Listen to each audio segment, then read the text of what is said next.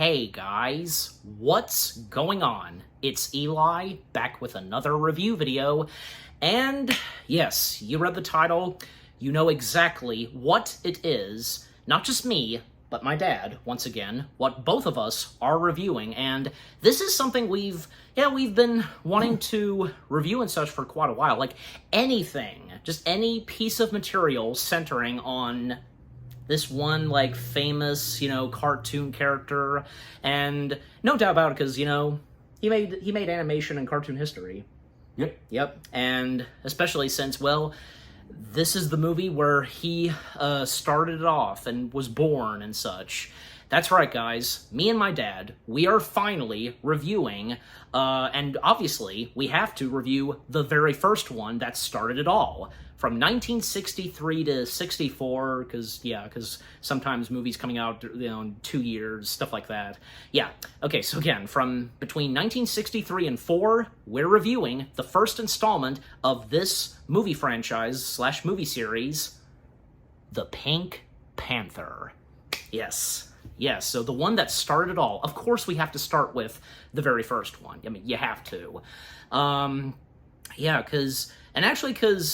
this is the first time that both of us, each of us, we have watched the first Pink Panther film, because, well, we really haven't seen that much of, and especially for me, not seeing that much of the Pink Panther films, with the late legendary Peter Sellers as, Inspector Clouseau. For me, because the first Pink Panther films I saw, well, are the ones with Steve Martin. Those are the ones that, I grew up with, because, me being a 2000s baby and, started in 2006, yeah. And obviously, because even before I saw the Pink Panther movies with Steve Martin, I already knew about this guy, and it was thanks to you, because you introduced me and, got me watching some, cartoons from Pink Panther, Looney Tunes, and Disney as well. And at that time, and how old I was, and when watching the Pink Panther cartoons, I didn't know at all about there being Pink Panther movies and with the Inspector and so on. But yeah, and now I'm happy and great to have finally watched the first installment of the Pink Panther films again, the one that started it all. And yeah, and I do have.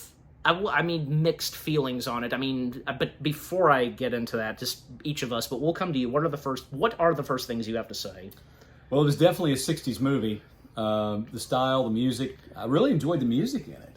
It was, the plot of the thing was a little... Henry, what's his last name, who did the music? Mancini, because he was one of those musical geniuses. Yeah, he composed and he wrote the theme to the Pink Panther. Yeah, and the quick question, because with what I said, what about you? What was your first introduction to Pink Panther?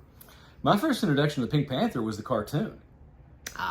And probably a good chunk of other people. And then when I was a kid and I heard the Pink Panther was coming out, this movie Pink Panther, I'm like, of course it came, there was movies that came out after that. The first one came out in 63, the year before I was born. But after that, there was a couple more that came out. Return of the Pink Panther Strikes Again. Yeah. They came out in later years. So I was old enough to know there was a movie, The Pink Panther. And I was, oh, cool. And then I find out it's, what it is. I'm like, I was a kid. Didn't really care for it. And, yeah. But then to watch it, and my first introduction of Inspector Clouseau, yes, was the Steve Martin version. Yeah. I laughed till I cried watching those movies. So I think my expectations were a little too high for this movie, because this movie didn't make me laugh the way the ones that Steve Martin did. Or the later Pink Panther films with Peter Sellers. And I can't speak to the others because I have not seen The Return of the Pink Panther. I have not seen The Pink Panther Strikes Again. As we do this review. Which I am gonna watch them, but because the first one was good. And yeah, Peter Sellers is brilliant. He played and I told you about this. He played in a radio comedy troupe called The Goonies, back in the 50s, and in Britain. He was on the BBC Radio. And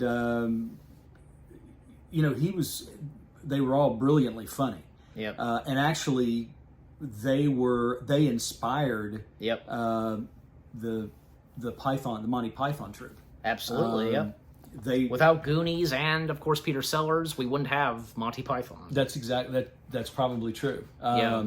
But Peter Sellers he's a very funny actor, very comedic, very physical. There was a lot of pratfalls, a lot of physical comedy, which I love physical comedy, and you can see him. You can look him up on YouTube. I think the one from the Return of the Pink Panther, when he's on the parallel bars, that makes me laugh so hard.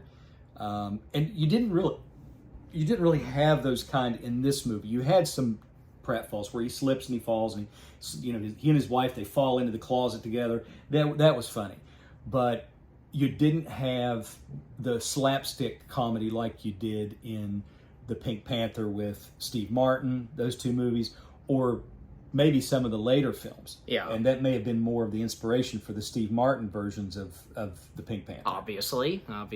But very funny movie. It was a funny movie for its time, in 1963. And David Niven was equally funny. Yeah. But very quickly, and as always, have to read the descriptions less the story. Sure. You can take it from here if you want to. Okay. In this first film of the beloved comic series, dashing European thief Sir Charles Lytton, David Niven, plans to steal a diamond, but he's not the only one with his eyes on the famous jewel known as the Pink Panther. His nephew, George, played by Robert Wagner, also aims to make off with the gem and to frame Charles for the crime. Blundering French police inspector Jacques Clouseau, Peter Sellers, intercedes but finds his career and his freedom jeopardized. Yeah, so there's that. And getting into the movie itself, so what I was going to say was, just not what I expected. The first Pink Panther film was not what I was expecting, and the same goes for you, right? Yes, exactly. See, I was expecting, what I know is in the Pink Panther films, but, the comedy is in there. The funny moments, and sometimes with Clouseau. You said that you didn't get one single laugh while watching this. Oh no, I did laugh. Oh, I did okay. laugh. Oh, I did. I laughed. I did get some good laughs and chuckles at what was going on with the funny moments. I just didn't. Go. I wasn't in the floor rolling and laughing like I was with Steve Martin's Inspector Clouseau. His was just totally ridiculous, over the top, and hilarious. And the physical comedy in it was just phenomenal. This was good. So the physical comedy made it that much more funny, but it just didn't come up to the Steve Martin versions for me, anyway.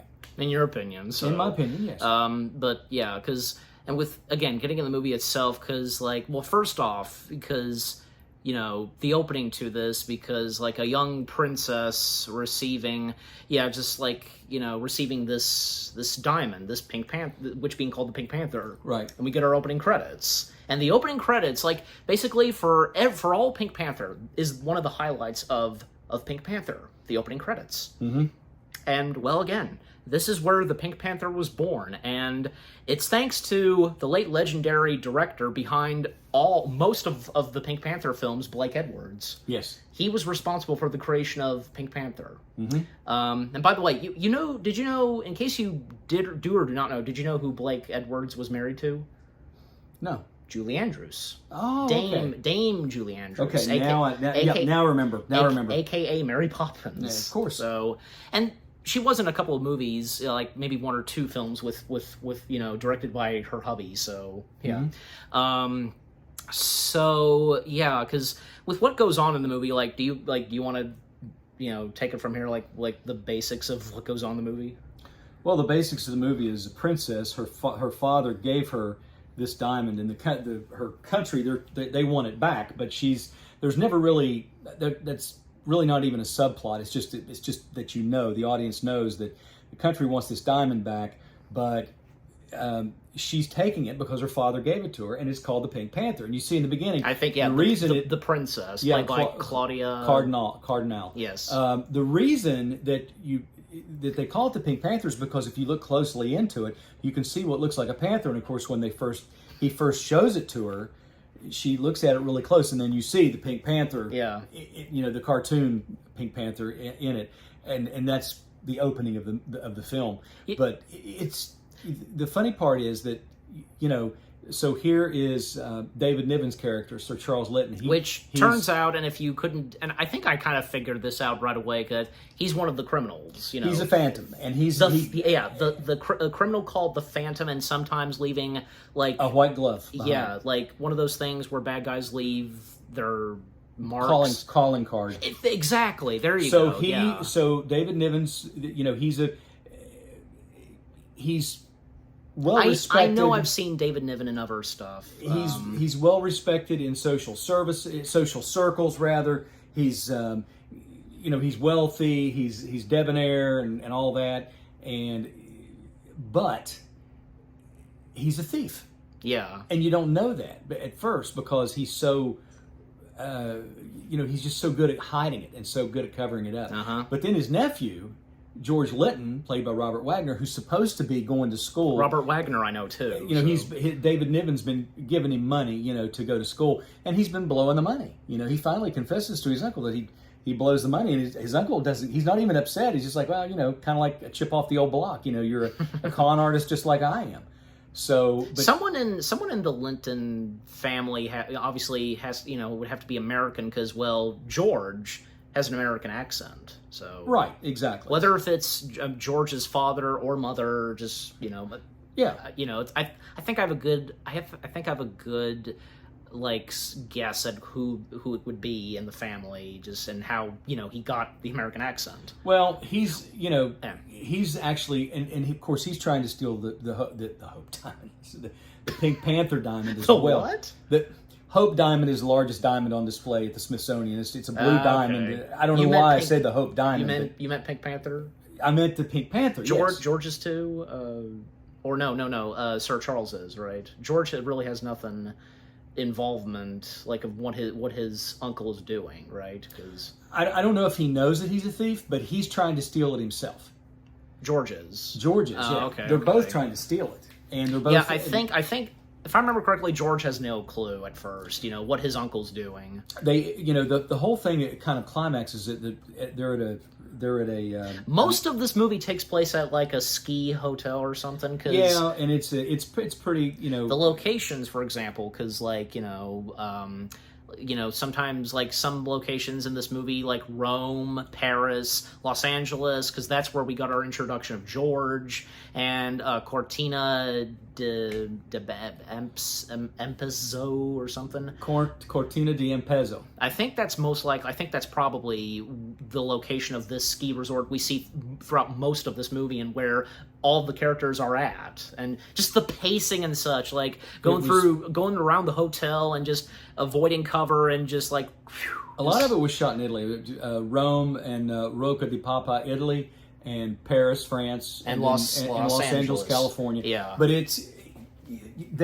one of the funniest, to me, the funniest part in the movie. It was absolutely the funniest part, is when they're in disguise. They're at a masquerade ball. Yes, and the uncle, you know, Sir Charles Lytton, who is the Phantom, and George Lytton, his nephew, they both wind up in gorilla costumes. Yeah, and they're both trying to steal this Pink Panther diamond, and they keep circling around each other. You know, something like that, like in wearing like the same kind of costume, just makes things worse. You know, right? But at this point, I'm just saying I've seen that kind of thing before. Inspector Clouseau that's what makes it funny, because they're circling around. They don't know the other one is there, and they keep circling around the wall, and they finally see each other. And stuff like that happening in the hotel, like the ski hotel. Inspector Clouseau,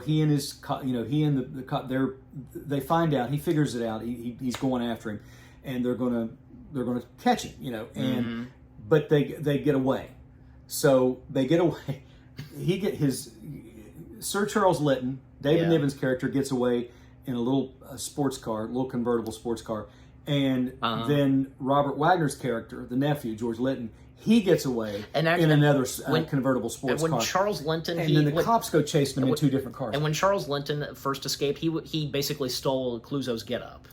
And, Yeah, and at one exactly. point, he accidentally left one shoe behind, but then like that car it backs up and he retrieves the shoes. Well, that's earlier in the film, but this is toward. I'm just saying, cause, right. So which was funny. You saw him back up, and you saw his hand go down, and he gets the shoe. But anyway, so the funniest part of this movie is in this little Italian town.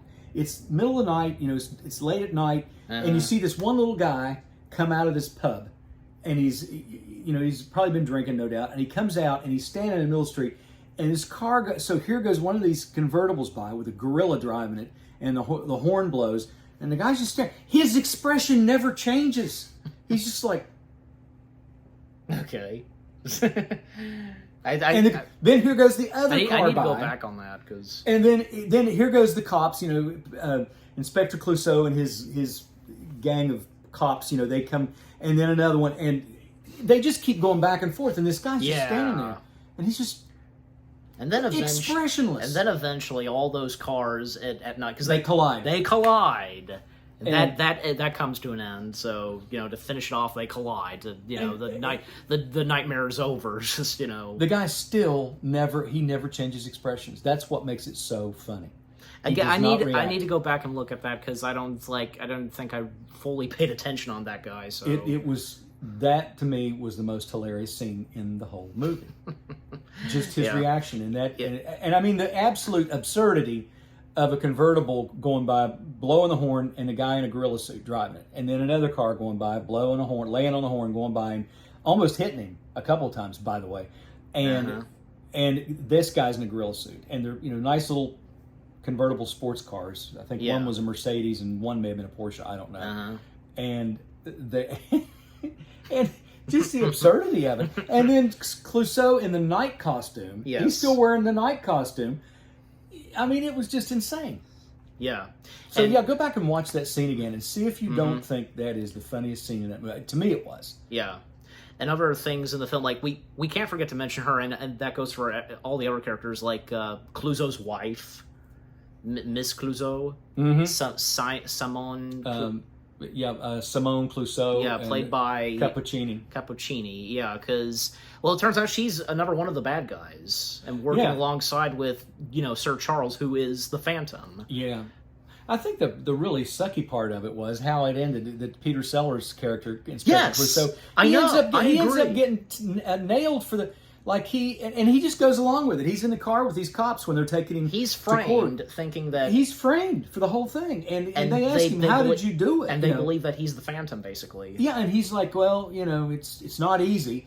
And he's like, "What?" He's not even defending himself. He just. He just goes along with it. He just goes along with it. I guess he just figures he's caught. The circumstantial evidence is damning. I mean, and there's nothing he can do. He does say right as he's getting in the car that he's not the Phantom. In case you missed it. Yeah. He does, so at least he does say that. He does say that, but he ends up getting out of jail because obviously he's in this next one. So they're Shot in the Dark. They're Shot in the Dark is the next one? Yeah, because it came out not long, like over a year after the Pink Panther came out. Okay. Which, Shot in the Dark has nothing to do with the Pink Panther. Pink Panther not being in the title whatsoever. I think Shot in the Dark, and from what I've heard from some people online, I guess. And I've seen some comments, and I've seen the opening credit sequence, animation, of course, of Shot in the Dark. Like, some commenters I've looked, like, they say that, Shot in the Dark is like a standalone movie of, Inspector Clouseau, so... Yeah.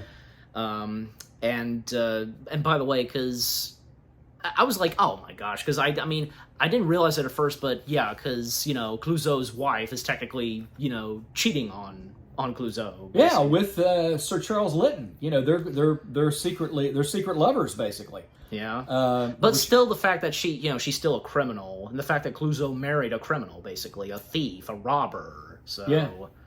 And his just everything about that was just was funny. And those sequences, wherever, like, because, Sir Charles, or even George, because George, I think at one point, he fell in love with Miss Clouseau, and them hiding, and whenever Clouseau comes in, like, sometimes they're under the bed, sometimes they're hiding in a closet or in the bathroom. It's just hilarious. He's actually, George Litton is, Robert Wagner's character is in the closet in the bathroom, and it's got a revolving door. And Clouseau's turned around. Being in the trailer. And when he turns, and when they spin it around, yes, he's hanging in there. Yes. And he's just got this look on his face like when oh crap, he might see me.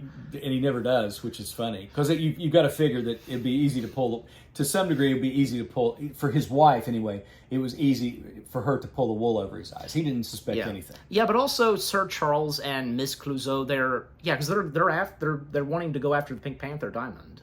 Mm-hmm. Even like, this one sequence, I want to talk about this. The one sequence where the princess and, because basically Sir Charles, he convinces the princess to have champagne, and then eventually she gets drunk. Yeah. What do you have anything to say on that sequence? No, it just, for me, I was just like, after that sequence came to an end, and because eventually she did pass out, I was like, well, that was one heck of a sequence. Yeah, it was just, all the dialogue that she says, and just like because this is drunk talk, her interacting with the rug tiger. Oh yeah. That and such, and I mean, I think there were times where I guess like not intentionally, but he was playing along, like flirting with the princess. I'm gonna have to check out. There's got to be. I'm sure there's a soundtrack to this movie out there. I'm gonna have to check it out because there was some really good music in that movie. Of course there was. That I really enjoyed listening to. Yeah. And it was kind of that style, from that era, and it had a kind of a classic sound to it. It's kind of hard to describe. There was some old, there was a couple of old Italian standards that they used in that movie that really made it stand out. It was really well, good. And Henry, last name Mancini. Yeah.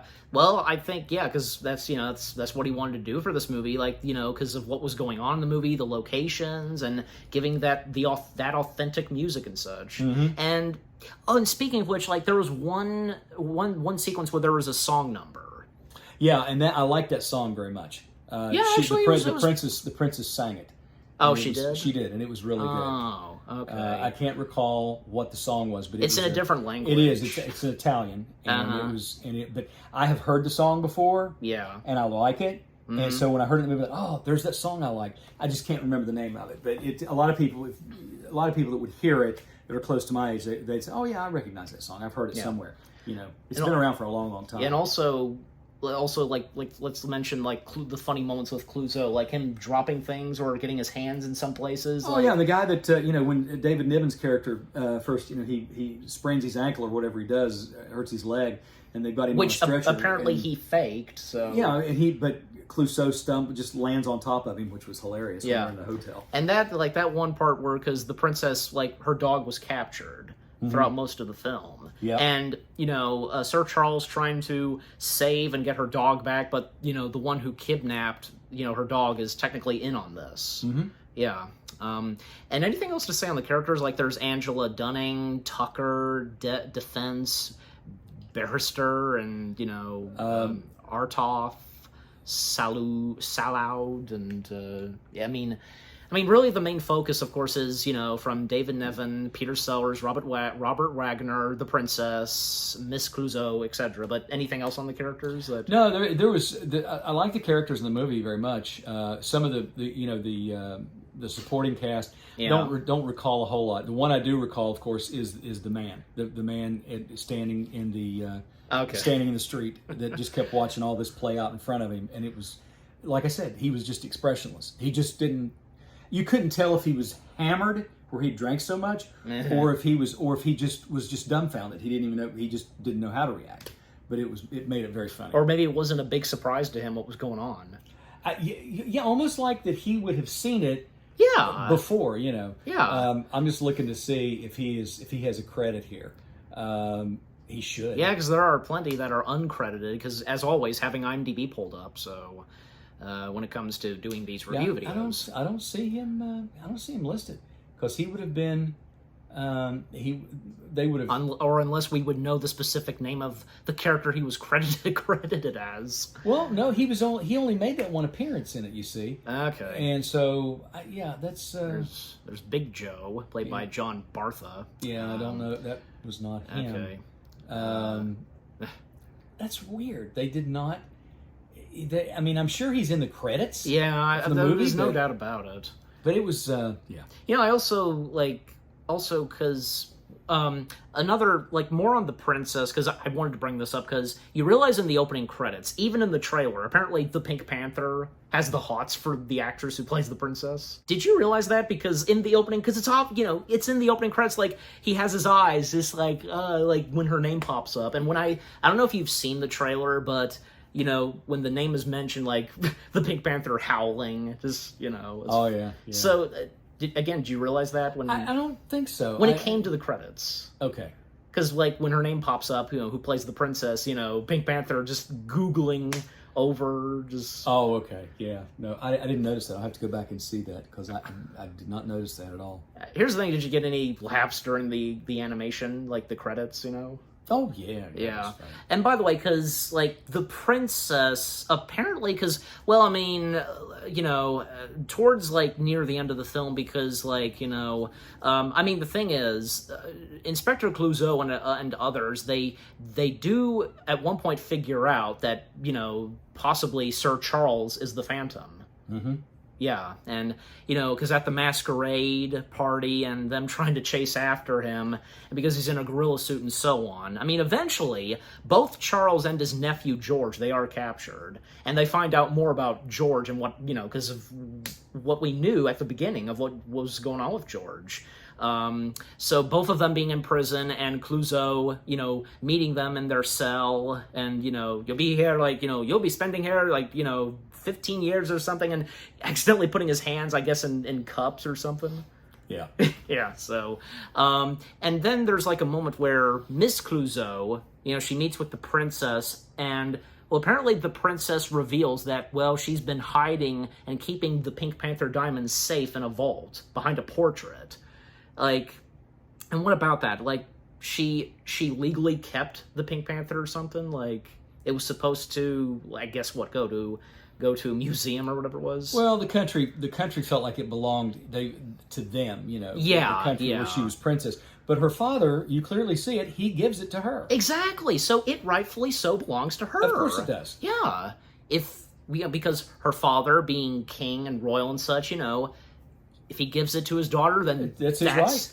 Yeah, and coming from her father himself on what he wanted to do with the Pink Panther diamond. Sure. So, and then apparently because the princess now kind of helps out Sir Charles and Miss Clouseau framing Inspector Clouseau. Does that sound right? Like, because apparently the princess is in on this, like, out of nowhere. Like, I guess she helps out by putting the Pink Panther diamond in Clouseau's, you know, trench coat and such. Oh, yeah. In court. Yeah, I can't remember. Well, and also, like, in court, because, like, because Clouseau, he's there, and also, you know, he answers some questions. And then at one point, because in court, his wife is brought up, and apparently because they reveal to Clouseau that his wife had been spending a lot of money, if you remember. Oh, I remember that, yeah. It was like, you know, and they were trying to say that's how they were trying to connect him with the theft of the Pink Panther, that he was the Phantom. You know, that this is how he was funding her spending habits, you know. But the fact is that she was a thief herself. So, and she was probably getting money from Sir Charles Lytton. Yeah, so David Niven's character. So, and like I said, because it seems like the princess does help out Miss Clouseau and Sir Charles on that. Mm-hmm. Like, that was interesting. So yeah, of a sudden the princess is doing something evil. So exactly. I didn't see that coming in. Just like, why did that have to happen? Why the princess? Just one of those moments. And again, because Clouseau just, you know, being framed, and because I didn't know what to expect from this movie, well, I didn't expect the ending. And what happens to poor Clouseau? No, I didn't either. So, he gets out. He's going to get out of that somehow, and I'm sure that's probably where Return of the Pink Panther comes in. But again, shot in the dark. Yeah, but I don't think Shot in the Dark. It wasn't like a sequel, right? Well, technically, it's after the first Pink Panther film. Oh, it takes place after the first Pink Panther. Well, because film. The movie itself came out a year after the Pink Panther. Well, yeah, but does it take place after the Pink Panther? I were to assume. Okay. And guys, if any of you guys know about this, feel free to let us know in the comment section. Well, this we can accept. We don't care for that spoiler. So yeah. But also what's funny is that as they're driving off and the Pink Panther's there telling them to stop. So that was funny, and again, showing the end, and because when that happened, I did have that moment where I was like, what the heck? Like that's how it ends again? Because Clouseau going to jail. Yeah, it was kind of like what? He's really seriously, but you got to figure in the sequel he's going to get out of it. Of course, he's going to be exonerated somehow. So he's going to be, yeah. Now, is there any other moments to mention, anything else funny and so on, just that rings a bell? That's that I can think of. Those were the highlights for me. Those that I mentioned, especially the one in the scene in the town. The guy standing there watching all this play out in front of him. These cars going by. It's so funny. Yeah. You really need to watch that again. I will. So, and with what I've had to say and such, and again, because both of us didn't know what to expect with the first Pink Panther film, but at the same time, the slapstick and the funny moments, and even from Clouseau, they're of course there. So, but I think especially when further on when the Pink Panther films continued on, and becoming a franchise / movie series, etc. Really going out with it with more and hilarious stuff, and especially with Peter Sellers as Clouseau. Mm-hmm. So, and because. Again, one thing is, I said, just a quick mention of this, because I told you about this off camera and so on. I recall, I'm not making this up, because I swear, I have a recollection, my mom told me that, they made Inspector Clouseau serious, and, have some funny moments and such, but just really being serious. But by the next Pink Panther films, I think, because, just really having Peter Sellers just go with it, being funny and hilarious, and with, the character of Clouseau, just really having the hilarious moments where, because for everybody, and even you and I, just dying of laughter. Well, Inspector Clouseau is a serious character. I mean, he's an inspector. With the French police, he is an inspector, so he is but he's an idiot, or he's bumbling, so he makes mistakes. He always finds himself in having problems. And he was he was like that in the first one, right? Yes, he was still funny. He was so serious. He was funny. It was much like the way Leslie Nielsen plays Frank Drebin in the Naked Gun movies. That's a good example, because right there. The director told him, Zucker told him, you play it serious. Play it serious. Do your lines seriously, and because the lines were so funny. And the way he delivers them, the fact that he's playing it serious, that's what makes it so funny. And that's what makes David Niven's character so funny. Not David Niven, Peter Sellers' character so funny. He plays that straight or comedic part. Or even, who would be the next Inspector Clouseau, Steve Martin. Exactly. Him too, so... Okay, but so again, basically, with the first Pink Panther film, it was there, of course, Clouseau being serious, but being hilarious and also dumb at times. Yes, which is supposed to be. That's what makes it funny. Yeah, but at the same time, he is a smart person. Mm-hmm. Clouseau can be sometimes. So yeah, because sometimes solving the case and as it's been established, being the best inspector / detective in the world. So because he's also a detective, right? Yes, he's a detective. Detective inspector. There you go. You go. So yeah.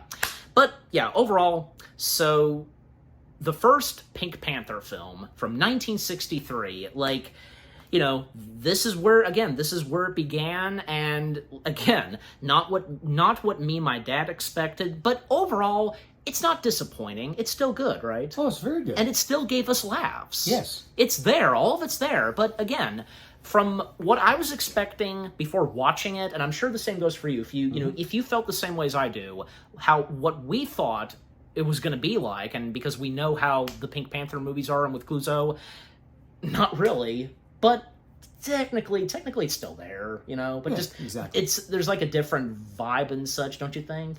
There is. Yeah. Vibe/feel. Yeah, there is. Yeah. Just overall, the first Pink Panther film, again, that started it all. It was good and entertaining and hilarious. The story was good, and with what was going on, and because, with the Pink Panther diamond and with the bad guys in this, Clouseau and the locations that they were at, again, most of the entire film taking place at that snowy ski hotel. Is that basically what it would be called, like a ski resort? A ski resort. Thank you. Yeah, because so that's what it was. Most of this film taking place at that, but at the same time, different locations from Rome, Paris, Hollywood, and so on, and of course Paris being the home of Clouseau. So, of course, the slapstick, the funny moments, just everything about it, and just the pacing, some of the characters hiding and ducking cover, as we pointed out, and and the stuff that you brought up from that car chase, and also the masquerade party sequence, what was going on there, and what happened at the end, which we did not expect. Just overall, everything about the first ever Pink Panther film, it was pretty good. Yeah, I would. Okay, yeah. Wait, and how? Like, what? Okay, what are the final things you have to say? Final results and such of the first Pink Panther film. It was a good first installment of the movie. For the time it came out in 1963, that started it all. It was very funny. It was sophisticated. What Blake Edwards and Peter Sellers and all the cast and crew brought to the first one. Yeah. And the composer, of course. Yeah. And so overall, I'm going to give it out of 5 stars. I got to give it 3.5. 3.5 stars. 3.5 stars out of 5. Yeah. Okay. Well, as for me, it's on my mind. What the heck? I'm giving it 8 out of 10 stars. Does that sound good? Yeah, it sounds about like we're pretty much on par. Yeah, so he gives it 3.5 stars, and for me, 8 out of 10 stars. Because, overall, because what we said, what we did not expect, but at the same time, we enjoyed it. It did not disappoint, giving us laughs and chuckles, and yeah. And what about you guys? What do you think of the first installment? Again, the one that started it all, the first ever Pink Panther film from 1963. Have you seen any of the other Pink Panther films? And which one's your favorite? Could the first one be one of your favorites? And do you enjoy any of the other, like, down the road Pink Panther films, like of course, the ones with Steve Martin? Just, let us know on that. Any hilarious and funny moments in the first Pink Panther film that you enjoyed, you got a good laugh at? Best example, the car chase sequence. My favorite. To him, yeah. So if you guys like that one or anything else, and what I've had to say, and Peter Sellers and all the cast and crew, them being hilarious, the music, just overall, what did you think of the first installment of the Pink Panther movies, and with what we've had to say about it? And what did you think of me and my dad's review of the first Pink Panther film? Leave comments and give this review video a like, as always. And so, with all that being said, thank you very much for watching. We hope you guys enjoyed our review of the first Pink Panther film, again, the one that started it all. More review videos are on the way. They're going to be awesome. Keep looking forward, and we'll see you guys in the next video /reviewing. Say goodbye. I must be off. He says that for me. Take care, and peace out.